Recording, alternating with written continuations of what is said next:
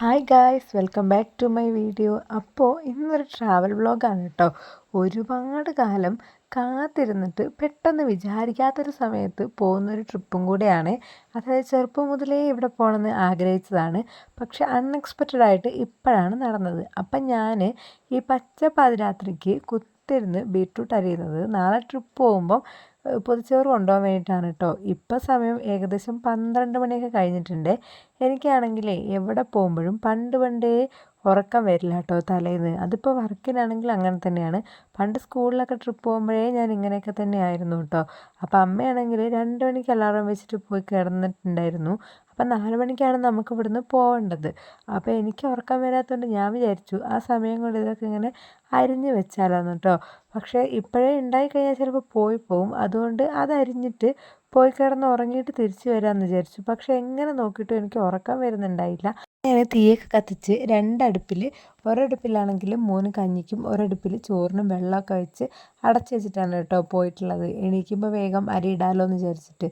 പക്ഷേ ഉറങ്ങാത്തതുകൊണ്ട് തന്നെ പിന്നെ ഞാൻ 1 മണിക്ക് എല്ലാ കാര്യങ്ങളും സ്റ്റാർട്ട് ചെയ്യാമെന്ന് വിചാരിച്ചു കേട്ടോ.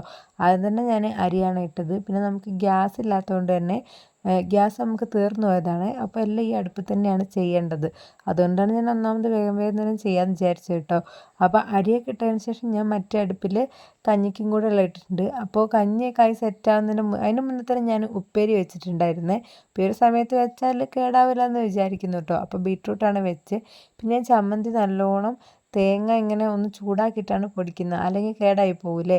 അപ്പോൾ ചമ്മന്തിയും അതുപോലെ തന്നെ ഉപ്പേരിയൊക്കെ റെഡി ആയിട്ടുണ്ട്. ഇനിയിപ്പോൾ കഞ്ഞിയും കൂടെ വെച്ചിട്ടുണ്ട് കേട്ടോ. അപ്പോൾ പിന്നെ കഞ്ഞി ആയപ്പോൾ ഞാൻ പുട്ട് വെക്കാൻ വേണ്ടിയിട്ട് നോക്കിയിട്ടുണ്ടായിരുന്നു. അപ്പോഴത്തേക്കും പിന്നെ 2 മണിയായപ്പോൾ കൃത്യം 1:45 അമ്മ എണീറ്റ് വന്നിട്ടുണ്ടായിരുന്നേ. പിന്നെ ഏകദേശം എല്ലാ കാര്യങ്ങളും അപ്പം തന്നെ ആയിട്ടുണ്ടായിരുന്നു കേട്ടോ. അപ്പോഴാണ് ഞാൻ ഉറങ്ങാത്ത കാര്യം അമ്മ അറിയുന്നത് കേട്ടോ. പിന്നെ മുട്ട പൊരിക്കാൻ അങ്ങനെയുള്ള അല്ലറ ചില്ലറ പണികളൊക്കെ ഉണ്ടായിരുന്നുള്ളൂ. പിന്നെ ചമ്മന്തിയും മുട്ട പൊരിക്കലും എല്ലാം ആയി. ഈ ഒരു പൊതിച്ചോറ് കെട്ടലാണല്ലേ ഏറ്റവും വലിയൊരു പണിയുള്ള കാര്യം. എനിക്കങ്ങനെ കെട്ടൽ അറിഞ്ഞൂടാ കേട്ടോ. അപ്പോൾ അത് അമ്മയാണ് പൊതിച്ചോറ് പൊതിയാറ്. അപ്പോൾ എല്ലാം സെറ്റാക്കി വെച്ച് എല്ലാം ആയിട്ടോ. പിന്നെ ഇനിയിപ്പോൾ ഒന്ന് റെഡി ആവാനേ ഉള്ളൂ. അപ്പം ഞാൻ വേഗം പോയി റെഡിയായി. അപ്പോൾ ഈ ഒരു ട്രിപ്പിൽ ലാസ്റ്റ് മിനിറ്റ് സർപ്രൈസ് ഉണ്ടായിരുന്നു കേട്ടോ എനിക്ക്. വേറൊന്നുമല്ല, ഞാനും അമ്മയും ഇവിടുന്ന് ഞാൻ തന്നെ പ്ലാൻ ചെയ്തൊരു ട്രിപ്പാണ്. എനിക്കൊരു ഗുണ്ടൽപേട്ട പോകണം എന്നുള്ളത് കുറേ കാലം മുന്നേയുള്ള ആഗ്രഹമായിരുന്നു. പക്ഷേങ്കിൽ പോകാനുള്ളൊരു സാഹചര്യം കിട്ടിയിട്ടുണ്ടായിരുന്നില്ല. അപ്പോൾ ഇപ്രാവശ്യം ഹസ്ബൻഡിൻ്റെ അടുത്ത് പോകാമെന്ന് ചോദിച്ചപ്പം കുറേ കാരണങ്ങൾ കൊണ്ട് ലീവൊന്നും കിട്ടാത്തതുകൊണ്ട് പിന്നെ പോകണ്ടെന്നുള്ള രീതിയിലായിരുന്നുള്ളത്. പക്ഷേ എനിക്ക് പോകണം എന്ന് തന്നെ ഉള്ളതുകൊണ്ട് ഞാൻ പെട്ടെന്നൊരു പ്ലാൻ ചെയ്തതാണ്. അങ്ങനെ നമ്മളിവിടെ അടുത്തുള്ള ആൾക്കാരും നമ്മളെല്ലാവരും കൂടെ പോകാമെന്ന് വിചാരിച്ചതാണ് കേട്ടോ. അപ്പോൾ അമ്മയും ഞാനും തിരിച്ചും മാത്രമേ ഇവിടെ നിന്ന് പോകുന്നുണ്ടായിരുന്നുള്ളൂ. അപ്പോൾ ഹസ്ബൻഡിൻ്റെ ഫ്രണ്ടിൻ്റെ വണ്ടിയാണ് നമ്മൾ ഏൽപ്പിച്ചിട്ടുള്ളത്. പക്ഷേ രാത്രിയാണ് കേട്ടോ ഞാൻ അറിയുന്നത് ഡ്രൈവറായിട്ട് ഹസ്ബൻഡും കൂടെ വരുന്നുണ്ടെന്നുള്ളത്. അവർ രാത്രി പ്ലാൻ ചെയ്തതാണ്. അപ്പോൾ അതെനിക്ക് ഭയങ്കര സർപ്രൈസ് ആയിരുന്നു കേട്ടോ. പിന്നെ നമ്മൾ രാവിലെ ആയപ്പോഴത്തേക്കും കൃത്യം 4 മണിയൊക്കെ ആയപ്പോൾ തന്നെ ഇറങ്ങി കേട്ടോ. അപ്പം നമ്മൾ ഇവിടുന്ന് ആ ഒരു ഇറങ്ങി ബസ് കയറിയത് തൊട്ട് മഴയായിരുന്നു കേട്ടോ. നമ്മൾ തിരിച്ചു വരുമ്പോഴും അതേ മഴയായിരുന്നു. പക്ഷെ നമുക്ക് അവിടെ അങ്ങനത്തെ ഒരു ക്ലൈമറ്റും കിട്ടിയിട്ടില്ല. പക്ഷെ എല്ലാവർക്കും ടെൻഷനായിരുന്നു നമ്മൾ പോയത് കൊണ്ട് മഴയായിരിക്കുമോ, പെട്ട് പോകുമെന്നൊക്കെ വിചാരിച്ചിട്ട്. അപ്പം നമ്മൾ ബത്തേരിയൊക്കെ എത്തുന്നതിന് മുന്നേ തന്നെ ചായ കുടിക്കാമെന്നൊക്കെ പ്ലാൻ ചെയ്തിട്ടാണ് പോയത്. പക്ഷേ എന്തൊക്കെയോ കാരണം കൊണ്ട് കുറേ പേര് ഉറക്കത്തിലായിരുന്നു. പിന്നെ അങ്ങ് അവിടെ എത്തിയപ്പോൾ വിട്ടുപോയിട്ടോ. അത് നമുക്ക് പറ്റിയ ഏറ്റവും വലിയൊരു അബദ്ധമാണ്. ഇപ്പോൾ ഗുണ്ടൽപേട്ടക്കാരൻ ട്രിപ്പ് പ്ലാൻ ചെയ്യുന്നുണ്ടെങ്കിൽ വർക്കിംഗ് ഡേയ്സിൽ പോകാൻ നോക്കുക. ഇനിയിപ്പോൾ വർക്കിംഗ് ഡേയ്സ് അല്ല, സൺഡേ സാറ്റർഡേ ആണ് ഏർലി മോർണിംഗ് പോകാൻ നോക്കുക. ഞങ്ങൾ സാറ്റർഡേ ആണ് പോയത്. അപ്പോൾ ബത്തേരിയൊക്കെ എത്തുമ്പോൾ തന്നെ ഫുഡൊക്കെ കഴിക്കാൻ നോക്കുക. കാരണം അവിടെ ഫുഡ് സ്പോട്ട്സ് ഒക്കെ വളരെ കുറവാണ്. ഞങ്ങൾ ആകെ വിശന്ന് വലഞ്ഞു പോയിരുന്നു. ഒരുപാട് അന്വേഷിച്ചിട്ടാണ് കേട്ടോ പിന്നെ നമുക്ക് ബ്രേക്ക്ഫാസ്റ്റ് കഴിക്കാനുള്ള സ്പോട്ട് കിട്ടിയത്. അങ്ങനെ അവിടെ പിന്നെ പൊറോട്ടയും കടലക്കറിയൊക്കെ ഉണ്ടായിരുന്നു. അപ്പോൾ അതൊക്കെ നമ്മൾ കഴിച്ചിട്ട് നേരെ പോകുന്നത് ഹിമവത് ഗോപാൽ സ്വാമി ടെമ്പിളിലേക്കാണ്. നമ്മൾ പോകുന്ന വഴിക്ക് തന്നെ ആ ഒരു ടോൾ ഗേറ്റ് കഴിഞ്ഞാൽ കുറേ തോട്ടങ്ങളൊക്കെ കാണാം. പക്ഷെ നമ്മൾ അവിടെ നിന്ന് ഇറങ്ങാണ്ട് ഡയറക്റ്റ് ഹിമവത് ഗോപാൽ സ്വാമി ടെമ്പിളിൽ പോയി തിരിച്ച് വരുന്ന വഴിക്ക് അവിടെയൊക്കെ വിസിറ്റ് ചെയ്യുന്നതാണ് നല്ലത് കേട്ടോ. സത്യം പറഞ്ഞാൽ ഇന്നത്തെ ട്രിപ്പിൽ എനിക്ക് ഏറ്റവും ഇഷ്ടപ്പെട്ടത് നമ്മുടെ ഹിമവത് ഗോപാൽ സ്വാമി ബെട്ട തന്നെയാണ്. അത് നിങ്ങൾക്ക് ഈ ഒരു വീഡിയോ കണ്ടാലും മനസ്സിലാവും.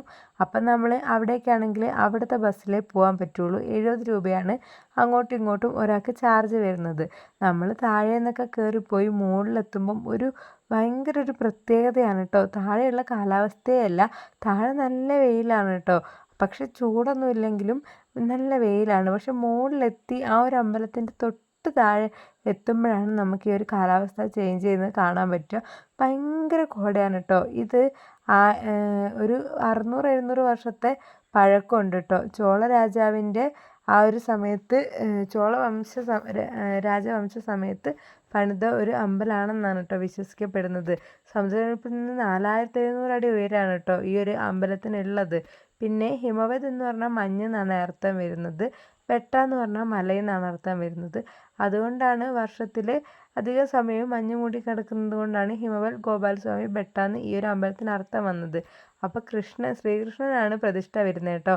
ഈ ഒരു അമ്പലത്തിനെ പറ്റി ഒരുപാട് ആൾക്കാർ അറിയാനും ഫേമസ് ആവാനും തുടങ്ങിയിട്ട് അധിക കാലമൊന്നും ആയിട്ടില്ല കേട്ടോ.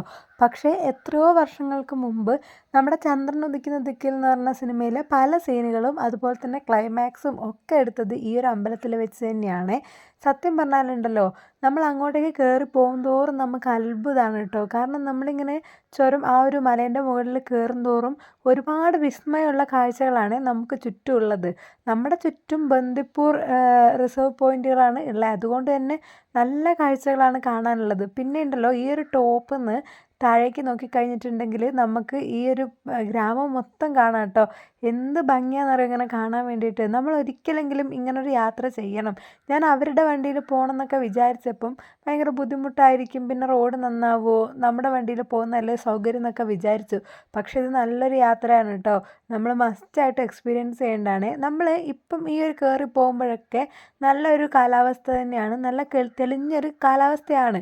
അപ്പം ഞാൻ വിചാരിക്കുന്നുണ്ട് അയ്യോ കോടയൊന്നും ഉണ്ടാവില്ലല്ലോ എന്ന്. പക്ഷേ ഉണ്ടല്ലോ, നമ്മളിങ്ങനെ പോയി ആ ഒരു ലാസ്റ്റ് പോയിന്റിലെത്തി അമ്പലത്തിൻ്റെ തൊട്ട് മുന്നിലെത്തുമ്പോൾ ഉണ്ടല്ലോ ആണ് നമുക്കത് വിസിബിൾ ആവുന്നത്. ഭയങ്കര കോടയും അതുപോലെ തന്നെ ചാറ്റൽ മഴ, എന്താ പറയേണ്ടതെന്ന് എനിക്ക് വാക്കുകളില്ല കേട്ടോ. അത്ര അടിപൊളിയായിരുന്നു. ഞാൻ ഈ കാണുന്നത് സ്വപ്നമാണോ എന്നൊരു എനിക്ക് സംശയമായിരുന്നു. കാരണം നമ്മൾ ഒരുപാട് കാണാൻ ആഗ്രഹിച്ചൊരു കാഴ്ച നമ്മുടെ മുന്നിൽ അതിൻ്റെ പീക്ക് ലെവലിൽ വന്ന് നിൽക്കുമ്പോൾ ഉണ്ടല്ലോ, അത് എനിക്ക് വിശ്വസിക്കാൻ പറ്റുന്നില്ല കേട്ടോ. ഞാൻ എത്ര ആഗ്രഹിച്ചതെന്നറിയാം ഇവിടെയൊക്കെ വരണം എന്നുള്ളത്. പക്ഷേ നടക്കുന്നുള്ള ഞാൻ ഒരിക്കലും വിചാരിച്ചില്ല. ഇങ്ങനെ നടന്ന് കാണുമ്പം എനിക്കുള്ളൊരു സന്തോഷം, ഈ ഒരു സന്തോഷം ഉണ്ടല്ലോ എൻ്റെ മുഖത്ത് മാത്രമല്ല, ഞങ്ങളെ കൂടെ വന്ന എല്ലാവരും, അവിടെ വന്ന എല്ലാ മനുഷ്യന്മാരുടെ മുഖത്തും ഞാൻ ഈ ഒരു അമ്പലത്തിൽ വന്നൊരു സന്തോഷവും സമാധാനവും ഒക്കെ എനിക്ക് കാണാൻ പറ്റി കേട്ടോ. പിന്നെ ഞങ്ങൾ അവിടുന്ന് ചെറിയ ക്യൂ ഒക്കെ ഉണ്ടായിരുന്നു. ആ ക്യൂ ഒക്കെ നിന്ന് തൊഴുതതിന് ശേഷം പിന്നെ കുറേ നേരം അവിടെ സ്പെൻഡ് ചെയ്തു കേട്ടോ. നമ്മൾ എത്ര നേരം അവിടെ നിന്നതെന്നറിയില്ല. ഒരു മഞ്ഞ ചിരട് അവിടുത്തെ നമ്പൂതിരി കെട്ടി തന്നിട്ടുണ്ടായിരുന്നു. അത് ദൃഷ്ടിദോഷമൊക്കെ മാറാനായിരിക്കും, എന്തിനാന്നുള്ളത് എനിക്കും ഡീറ്റെയിൽസ് ആയിട്ട് അറിയില്ല കേട്ടോ. ത്രിജു ഇത്രയും എൻജോയ് ചെയ്തിട്ടുള്ളത് ഞാൻ വേറെ എവിടെ നിന്നും കണ്ടിട്ടില്ല. അവൻ അത്രത്തോളം അവിടെ നിന്ന് എൻജോയ് ചെയ്തിട്ടുണ്ട് കേട്ടോ. പിന്നെ കാടൊക്കെ ആയതുകൊണ്ട് തന്നെ ചുറ്റും നമുക്ക് മാൻകൂട്ടങ്ങളൊക്കെ കാണാൻ പറ്റിയ മോൻ അങ്ങോട്ടും ഇങ്ങോട്ടും ഓടി കളിക്കുമായിരുന്നു. ഞങ്ങൾ പാറിപ്പോകുന്ന രീതിയിലുള്ള കാറ്റായിരുന്നു കേട്ടോ. ഇത്രയും ആൾക്കൂട്ടം ഉണ്ടായിട്ടും നമുക്ക് അവിടെ നിന്ന് സമാധാനം കിട്ടണമെങ്കിൽ ആ ഒരു സ്ഥലം അത്രയും പ്രീഷ്യസ് ആണ്. എനിക്കിപ്പോൾ ആ സ്ഥലത്തിനെ പറ്റി പറയാൻ വാക്കുകളില്ല. ഈ ഒരു മാൻകൂട്ടത്തിനെ ത്രിജു ആണ് ഫസ്റ്റ് കണ്ടത്. അവന് ഒച്ച ഉണ്ടാക്കുന്നതായിട്ട് ഞങ്ങൾ നോക്കിയപ്പോഴാണ് കേട്ടോ. അതൊക്കെ കണ്ടപ്പോൾ അവൻ്റെ സന്തോഷം ഉണ്ടല്ലോ പറഞ്ഞറിയിക്കാൻ പറ്റില്ലേ. അവനെനിക്ക് പിടിച്ചിട്ടേ കിട്ടുന്നുണ്ടായില്ല. കാരണം ഈ ഒരു കാറ്റത്ത് ഇങ്ങനെ പാറി നടക്കുമായിരുന്നു അങ്ങോട്ടും ഇങ്ങോട്ടും ഒക്കെ. അവൻ്റെ ആ ഒരു സന്തോഷ പ്രകടനമാണ് കേട്ടോ ഈ കാണുന്നത്. അപ്പം അവന് മാത്രമല്ല, നമുക്ക് വലിയ ആളുകൾക്കും അങ്ങനെ തന്നെയായിരുന്നു. നമ്മൾ അവിടുന്ന് തിരിച്ചിറങ്ങിയിട്ടുണ്ടെങ്കിൽ നമ്മുടെ മനസ്സിപ്പോൾ അവിടെ തന്നെയാണ്. എപ്പോഴെങ്കിലും ഒരിക്കലെങ്കിലും ഇങ്ങോട്ട് ഇനിയും വരണമെന്നുള്ള പ്രാർത്ഥനയോടെയാണ് കേട്ടോ നമ്മൾ അവിടെ നിന്ന് ഇറങ്ങിയിട്ടുള്ളത്. നമ്മളിവിടെ വന്നില്ലായിരുന്നെങ്കിൽ അത് വല്ലാത്തൊരു നഷ്ടം തന്നെയായിരിക്കും. അപ്പോൾ ഗോപാലസ്വാമി ഹിൽസിൽ നിങ്ങൾ വരുന്നുണ്ട് ഫസ്റ്റ് ഇവിടെ വരിക, അല്ലെങ്കിൽ ക്യൂവും കാര്യങ്ങളൊക്കെ നിൽക്കേണ്ടി വരും വീക്കെൻഡ്സ് ഒക്കെ ആണെങ്കിൽ. അപ്പോൾ അടുത്ത വീഡിയോ ഞാൻ എല്ലാം കൂടി ഈ ഒരു ഇതിൽ കൊള്ളിച്ച് കഴിഞ്ഞാൽ ഭയങ്കര ലോങ് ആയിപ്പോവും. ഇതിൻ്റെ അടുത്ത പാർട്ട് അടുത്ത വീഡിയോ ആയിട്ട് ഞാൻ ഇടാം കേട്ടോ. അപ്പോൾ വീഡിയോ ഇഷ്ടപ്പെടുകയാണെങ്കിൽ ലൈക്ക് ചെയ്ത് കമൻറ്റ് ചെയ്ത് ഷെയർ ചെയ്ത് സബ്സ്ക്രൈബ്